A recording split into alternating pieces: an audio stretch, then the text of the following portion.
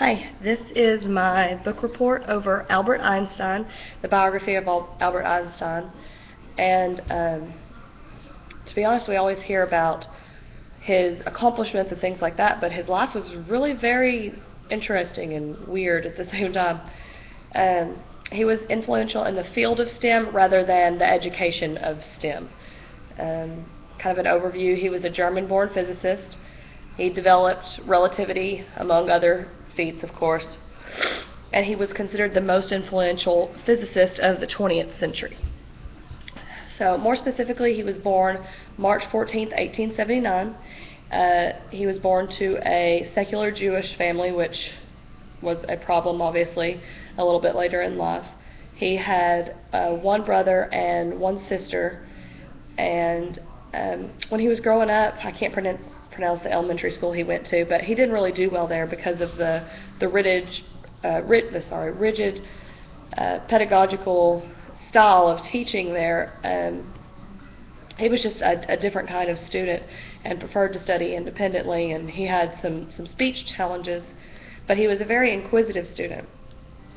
Max Talman was a medical student. He informally started tutoring Einstein and gave him a children's science text, which is actually where the curiosity of light came from. He wrote his first major paper when he was a teenager. His family ended up moving to Italy, leaving him behind to finish school, and that didn't work real well because when he came of age to be drafted into the military, he dropped out of school and with a doctor's note for nervous exhaustion. I wish I could get a doctor's note for nervous exhaustion. He returned to his family in Italy, but his family was really concerned about his future because he was a school dropout and what they called a draft dodger. He did eventually gain admission into the Swiss Federal Polytechnic School in Zurich due to his superb math and physics scores on an entrance exam, but to attend this university, they required that he finish his pre-university studies.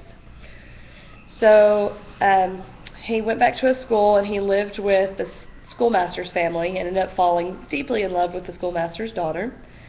And because of that, he ended up renouncing his German citizenship and became a Swiss citizen. But that relationship didn't really go anywhere. He ended up meeting his future wife, Mileva Maric, who was a Serbian physics student in Zurich. And when he graduated, he had a little bit hard time trying to find like an academic job because he alienated some of the professors by not attending class regularly. He felt that he didn't need to attend class regularly because he preferred independent studies. Einstein's parents did not like Maric. They didn't support that relationship. And what I found interesting was in 1902, they had a daughter who nobody really knows what her fate or whereabouts are or were. They said it's possible that Mileva's parents raised her, but nobody really knows what happened to her.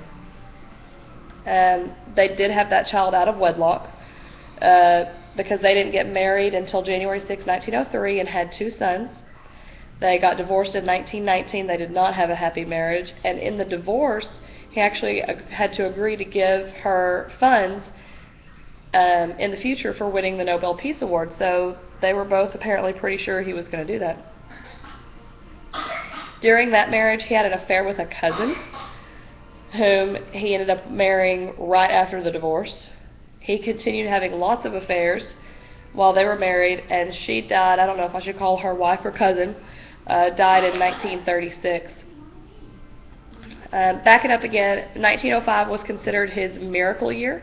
He wrote 4 very, very important, influential papers, and they were published. It took physics into an electrifying new direction. That's when his E equals MC came out, and lots of things due to relativity. In 1915, he completed his general theory of relativity. That's what he considered his culmination of life research. That was his main focus this whole time, and he finally finished the general theory. In 1921, he won the Nobel Peace Prize for physics. It was actually the explanation of photoelectric effect, and during his acceptance speech, he decided to talk about relativity because that was his main focus, and a lot of people still weren't accepting that, and he wasn't given the award for a year due to bureaucratic ruling. So after doing that, he was traveling internationally, speaking at different places, and that's when Hitler was gaining prominence. And because he was born Jewish and was Jewish, Hitler labeled his work Jewish physics, and Jewish people were not allowed to have, I can't remember what you call it, high-up jobs. So Einstein was targeted to be killed because he had such a prominent position in the academic community. So in 1933, he moved to the U.S. He got a job at the Institute for Advanced Study at Princeton, New Jersey, and that's where he stayed for the rest of his life. Him and another physicist wrote to President Roosevelt alerting him of possible Nazi bomb and to galvanize U.S. to do the same thing, but he didn't want to take any part of it. He was a pacifist, and because of his social connections. And another thing I found interesting was the FBI director at the time, Hoover, didn't trust him at all. I'm assuming because of how smart he was and that he wasn't a U.S. citizen, or maybe it's just because he was kind of crazy.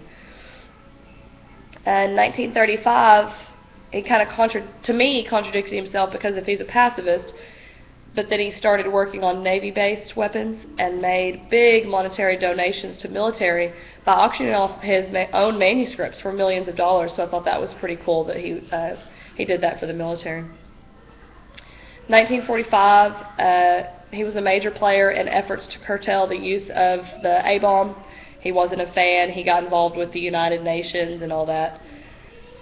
And then around 1947, he became a member of the National Association for the Advancement of Colored People, which I was surprised about, not because he's white, but because, I don't know, he just doesn't strike me as the person to get involved in something like that. But he saw a real connection between how blacks were being treated and then the Nazi-Jew relationship.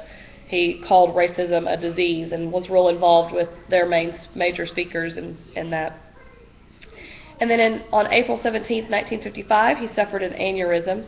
He refused surgery because he said he'd lived his life, he was content with his fate, and he didn't want to live artificially. And he did end up dying the next morning. And something kind of gross is during the autopsy, they removed his brain. They did not give permission for the family, and his brain is still located at Princeton University, which is kind of creepy. So thank you for listening to my